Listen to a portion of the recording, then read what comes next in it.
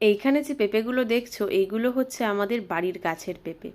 বাড়ি থেকে আসার সময় আমার শাশুড়ি মা এই পেঁপেগুলো আমাদের জন্য পাঠিয়ে দিয়েছে। পেঁপের সাইজগুলো দেখো কি সুন্দর আর কতটা বড়। একটা পেঁপে দিয়ে আজকে আমি একটা রান্না করব, তার জন্য একটা পেঁপে আমি কেটে নিচ্ছি।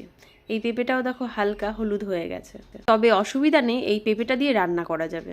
এই পেঁপেটা ভালো করে ছুলে আর এই রকম দেখো ঝিরিঝিরি কুচিয়ে নেব। পেঁপেগুলো খুব ভালো করে কুচিয়ে নিয়েছি, ঠিক আলু ভাজার মতো। তারপরে কড়াইতে বেশ খানিকটা তেল দিয়ে এখন দিয়ে দিচ্ছি কালো জিরে, আর একটা দিচ্ছি পাকা লঙ্কা। ফোড়নটা বেশ পুড়ে আসলে কেটে রাখা পেঁপেগুলো এবার দিয়ে দেব।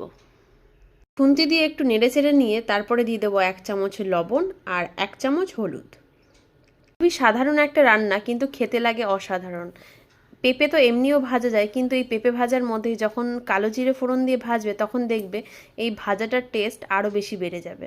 বাড়িতে একবার অবশ্যই এই রকমভাবে পেঁপে ভেজে দেখো আর আমাকে কমেন্ট করে জানিও যে কেমন হয়েছে। তারপর এর মধ্যে 3টে আমি কাঁচা লঙ্কা দিয়ে দিলাম। কাঁচা লঙ্কাটাও বেশ পেঁপের সাথে ভাজা হবে আর খেতে দারুণ লাগবে।